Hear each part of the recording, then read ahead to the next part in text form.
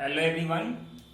आज हम लोग साइंस में टाइप्स ऑफ कंबस्शन के बारे में देखेंगे। इसके प्रीवियस वीडियो में हम लोग कंबस्शन के बारे में, कंबस्टेबल नॉन कंबस्टेबल सब्सटेंस के बारे में देखे थे। ठीक है, उसी को हम लोग आगे बढ़ाते हुए नेक्स्ट टॉपिक जो होगा हमारा types of combustion, fuels, characteristics of good fuels and fuels efficiency that is calorific value also. ये चार टॉपिक्स के बारे में आज हम लोग एक्सप्लेन करेंगे।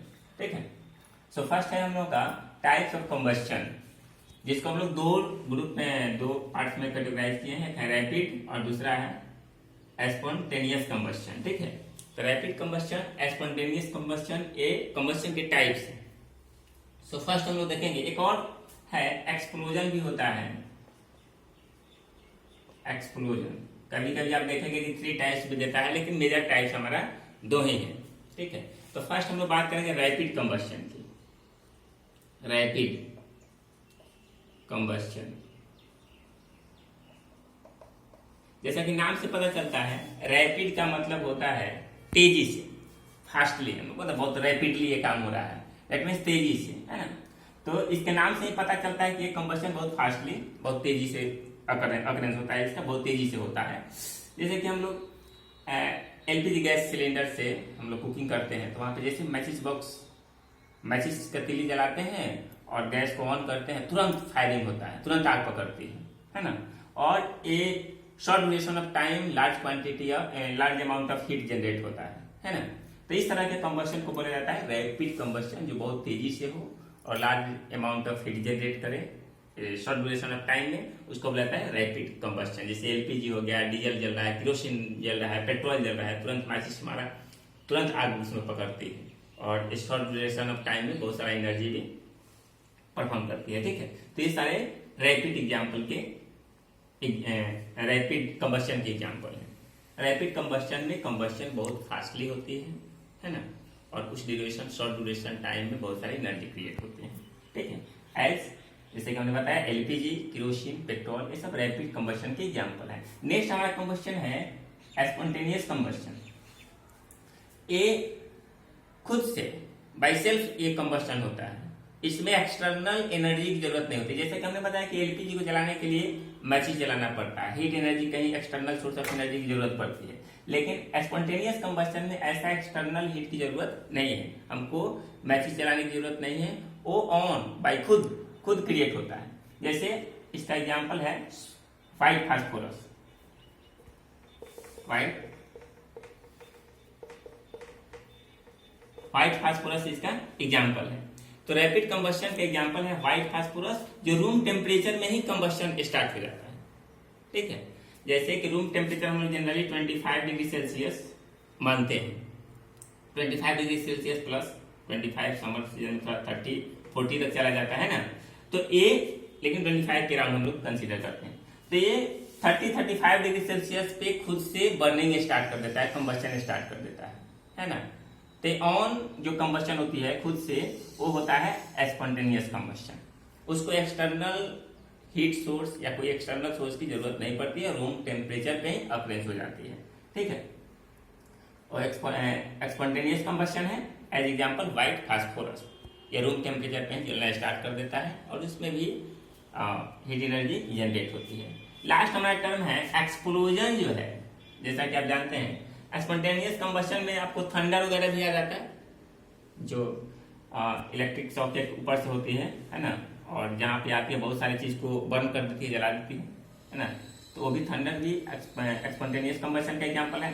नेक्स्ट है एक्सप्लोजन में क्या होता है, जैसा कि आप लोग दीपावली के अवसर पे क्रैकर्स वगैरह फोड़ते हैं, पटाखा वगैरह फोड़ते हैं, तो एग्जांपल है एक्सप्लोजन का। इसमें क्या होता है, एट रैंडम बहुत सारे हीट, लाइट, साउंड क्रिएट होते हैं, ये क्या होता है, वो एक्सप्लोजन कहलाता है। एट रैंडम जो कंबस्शन हो और उसमें बहुत सारे हीट, लाइट और साउंड प्रोड्यूस हो, वो एग्जांपल है एक्सप्लोजन का। ठीक है, एक्सप्लोजन एक चीज और है, वो प्रेशर से भी अकरेंस हो सकती है इसकी।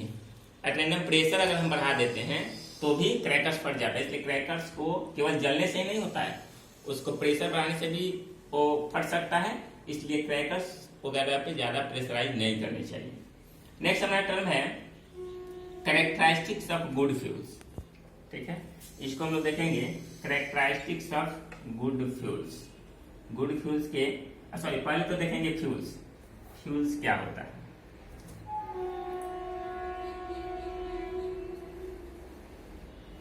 अगला हम लोग का टॉपिक होगा फ्यूल्स।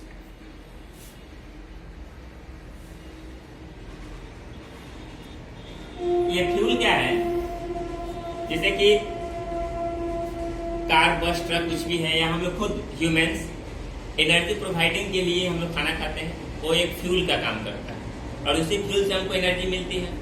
उसी तरह से कार चले, उसमें diesel petrol as a fuel हम लोग यूज करते हैं। वो क्या करता है? डीजल पेट्रोल उस कार को एक एनर्जी देता है जिससे वो चल रहा है ना। तो ऐसा चीज जो हमको एनर्जी प्रोवाइड करे। तो यहाँ पे एनर्जी कंबशन के टर्म की बात हम लोग कर रहे हैं। तो क्या कहेंगे कि एनी सब्सटेंस दैट बर्न्स, कोई भी मटेरियल जो जलता हो on presence of oxygen and give us heat and energy, है ना, हीट एनर्जी। जो जले, जो मटेरियल्स जले और जल करके हमको हीट एनर्जी दे, वो कहलाता है फ्यूल्स। तो हम लोग एलपीजी एक फ्यूल्स है, डीजल एक फ्यूल्स है, वुड एक फ्यूल्स है, कोल एक फ्यूल्स है। चूंकि ये सब ऑक्सीजन के प्रेजेंटी में कंबशन होता है और हमको हीट देता है, तो सारे के सारे फ्यूल्स के एग्जाम्पल है ना। बहुत सारे फ्यूल, और ये फ्यूल सॉलिड लिक्विड गैस कुछ भी हो सकता है। जैसे हमने कोल बताया, कोल एक फ्यूल है जो बर्निंग करता है, ऑक्सीजन के प्रेजेंटी में रिएक्शन होता है और हीट हमको प्रोवाइड करता है।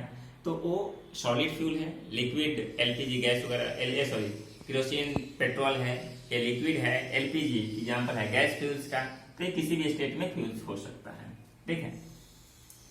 नेक्स्ट हमारा टॉपिक है characteristics of good fuels. Good fuels की क्या कैरेक्टरिस्टिक्स है? इसके बहुत सारे कैरेक्टरिस्टिक्स हैं और एग्जाम पॉइंट ऑफ व्यू से बार बार क्वेश्चन पूछते हैं, इसलिए इसको अच्छा से देखेंगे। इसके 5-6 कैरेक्टरिस्टिक्स होंगे। जैसे fuel should be easily available, ठीक है। जो भी फ्यूल्स होगा, आइडियल फ्यूल्स की प्रॉपर्टीज है, जो बेटर हमारे लिए फ्यूल्स होगा, वो इजीली अवेलेबल हो, है ना, इजीली ट्रांसपोर्टेबल हो,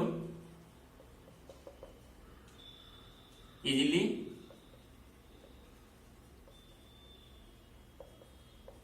ट्रांसपोर्टेबल हो, हम लोग आसानी से एक जगह से दूसरी जगह उसको ला सके, ले जा सके और आसानी से अवेलेबल हो। दूसरा, moderate calorific value.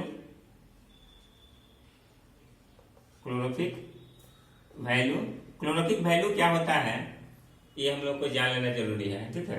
Calorific value direct हम डिफाइन करते हैं, किसी भी फ्यूल्स को के 1 kg क्वांटिटी को कंबशन करने से जो हमको एनर्जी मिलती है, हीट एनर्जी, वो कहलाता है उसकी calorific value. 1 kg of fuels, quantity of 1 kg of fuels completely combustion करेंगे और उससे जो हमको हीट एनर्जी मिलेगी वो होगी उसकी क्लोरोफिक वैल्यू। तो डिफरेंट फ्यूल्स की अलग अलग क्लोरोफिक वैल्यू मिलती है, एनर्जी अलग अलग देती है, ठीक है। सो मॉडरेट क्लोरोफिक वैल्यू, मॉडरेट नहीं, sorry, moderate ignition temperature, moderate ignition temperature. Ignition temperature हम प्रीवियस क्लास में बता चुके हैं, ये रूम टेम्परेचर से मोर होना चाहिए, more than room temperature, more than room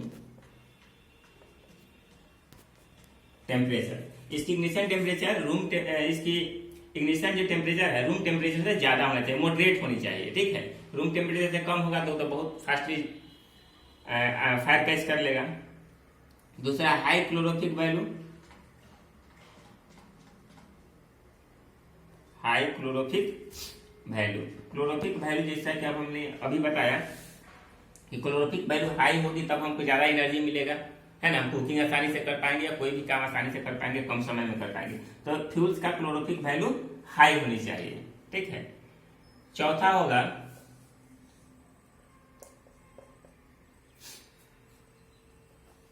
don't produce harmful gas, harmful gas gases. ठीक है, ये जलने के बाद हार्मफुल गैसेस प्रोड्यूस ना करें, और जलने के बाद जो रेस्ट मटेरियल होता है जैसे ऐश वगैरह होता है वो भी प्रोड्यूस नहीं होनी चाहिए। क्योंकि देखते हैं हम लोग एलपीजी जलाते हैं तो एलपीजी में क्या होता है, कंप्लीटली कंबस्टन होता है और रेस्ट मटेरियल कुछ नहीं बचता है। वही कोल जलाते हैं, वुड जलाते हैं तो बहुत सारे ऐश बचते हैं ना, राख जिसको बोलते हैं, रेस्ट मटेरियल बच जाते हैं, तो वो सब भी नहीं बचनी चाहिए। वो आइडियल फ्यूल्स का प्रॉपर्टीज होगी। तो ये मेजर कुछ आइडियल फ्यूल्स के प्रॉपर्टीज थे जो इजीली अवेलेबल हो, ट्रांसपोर्टेशन आसानी से हो सके, एक जगह से दूसरे जगह हम ले जा सकें, मॉडरेट इग्निशन टेम्परेचर जो मिनिमम टेम्परेचर होता है जिसका कोई चीज जलना स्टार्ट करता है वो मॉडरेट होना चाहिए, रूम टेम्परेचर से ज्यादा होना चाहिए। हाई क्लोरोफिक वैल्यू होना चाहिए, फ्यूल्स जितना ज्यादा हमको एनर्जी देगा उतना बेटर है, इसलिए क्लोरोफिक वैल्यू हाई होनी चाहिए।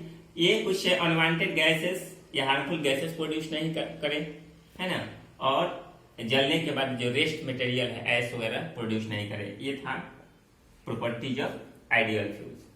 ठीक है,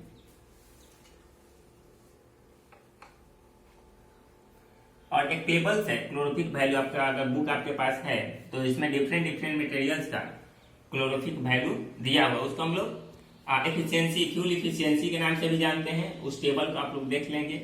सबसे ज्यादा क्लोरोफिक वैल्यू होती है मीथेन हाइड्रोजन की, हाइड्रोजन है, एलपीजी है, इस सब की क्लोरोफिक वैल्यू हाई है। नेक्स्ट फर्दर क्लास में हमारा टॉपिक होगा, हम लोग देखेंगे फ्लेम के बारे में देखेंगे, फ्लेम और डिफरेंट पार्ट्स जो फ्लेम्स के हैं उसके बारे में स्टडी करेंगे। ठीक है, और इसके बाद ये चैप्टर का लास्ट टॉपिक होगा, तो इसको हम लोग खत्म करेंगे। आप नेक्स्ट क्लास में इसके बाद फ्लेम को पढ़ के आएंगे ताकि वीडियो आसानी से समझ में आए। आज इतना ही, थैंक यू सो मच।